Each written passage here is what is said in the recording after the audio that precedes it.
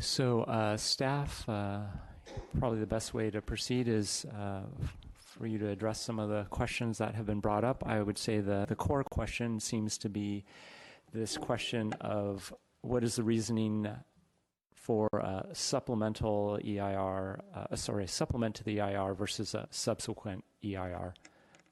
Right, and I can try to articulate, I think, best what's before the council tonight with this item is a request to enter into a contract in order to begin environmental analysis. At this point, the contract is structured so that with a starting point of looking at and needing to look at those areas where there's likely to have been change in circumstances.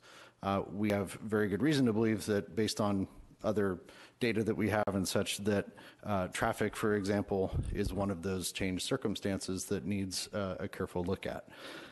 And so that really suggests, at least as a starting point, that we and our consultant look at the preparation of a supplemental EIR. That analysis of traffic, for example, biology is the other element that we've identified as wanting to make sure that we take a look at it to see if there have been any changes in circumstances or conditions on the site or in the area. There was a question about why aren't you looking at air quality, noise? Those, in fact, would be looked at because they are tied to traffic, the traffic analysis. So, and as outlined in the staff report, when we look at traffic analysis, our CEQA consultant looks at a traffic analysis that also necessitates and triggers a look at noise, air quality, greenhouse gases, and health risk assessments, because those are all affected or impacted by the traffic data and the analysis that happens there. So those elements, traffic and biology, would all be looked at. The difference between a supplemental EIR and a subsequent EIR is a subsequent EIR studies all of the chapters of the under CEQA. So it would look at, for example, areas such as cultural resources, ag resources, geology, hazards. Those chapters would all be revisited. And at this point in time, just based on preliminary look at the site and at the time that's passed, it's just 2017 when the EIR was certified.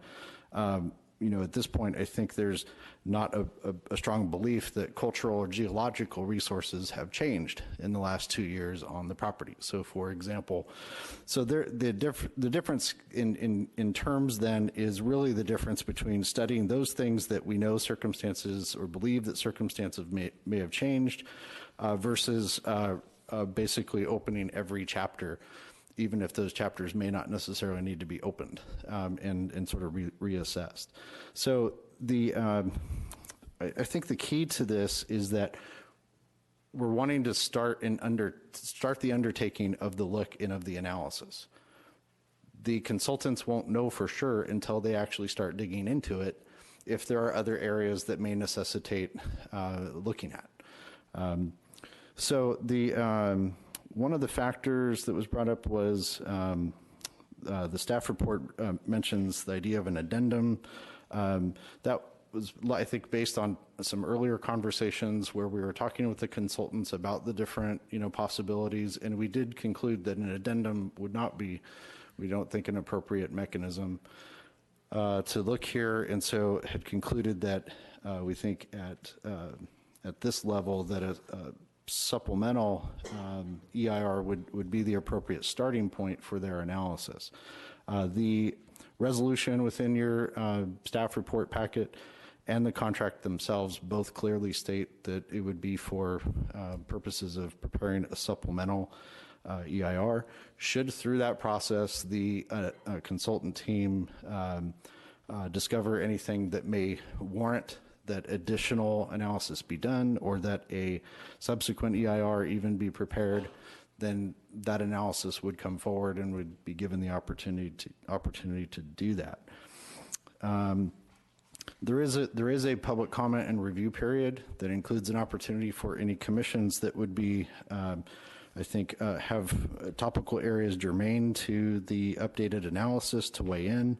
For example, on the traffic, we would, since we know that's an element that would be looked at, we would be going to the BTSSC with that updated analysis once it's prepared for their feedback. There's a public comment and review period as well that would provide if there are other commissions that are needing to review based on what the analysis finds, then we would have the opportunity to bring that forward. Let's see here. With regard to, let's see.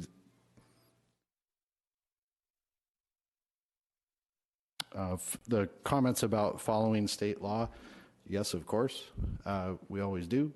So we would certainly intend to here with respect to all noticing. And I will say that while it's not within their scope of work, staff was planning to do a scoping meeting for public input on the scope. And we once we have that date and time, we will certainly post an announcement about that, and that'll be open to the public to come in and provide feedback about the scope of the analysis being prepared. So let's see, other questions or I think this is likely to come up. So you talked about the commission review of the EIR supplement, should that be found to be all that's needed in terms of the EIR. What is the expectation in terms of commission input for the proposed project itself? Built into staff's timeline, I would imagine, is a full commission review process. Yes, it is. In fact, that process started even last night with the Open Space and Habitat Commission had a meeting on the project itself, if you will, and had a 2.5 hour very good discussion and recommendations on about the project. So that process has already begun. So in addition to all the various commission check-in points that we have along the way with the project review, the review of the project merits itself, there will be the additional layer of the CEQA review that would be taking place. And of course the CEQA elements brought to those relevant commissions, to those chapters. So colleagues, do we have any further questions for staff on this? Lucas? No, I'm good. I mean, those answered the questions that were posed, so appreciate the answers from City Manager. Yeah, and so as we've sort of discovered in the last couple meetings, that there does seem to be some concern expressed by some members of the public that for such a large project to have these items on consent in and of itself could be problematic. So perhaps colleagues, at some point we might determine that these items related to this project might be regular agendized items, and perhaps we would group them together so that there would be the opportunity for a full discussion should we wish to have that. But with that, I'm open to a motion to approve this item. I'll move the item. I'll second.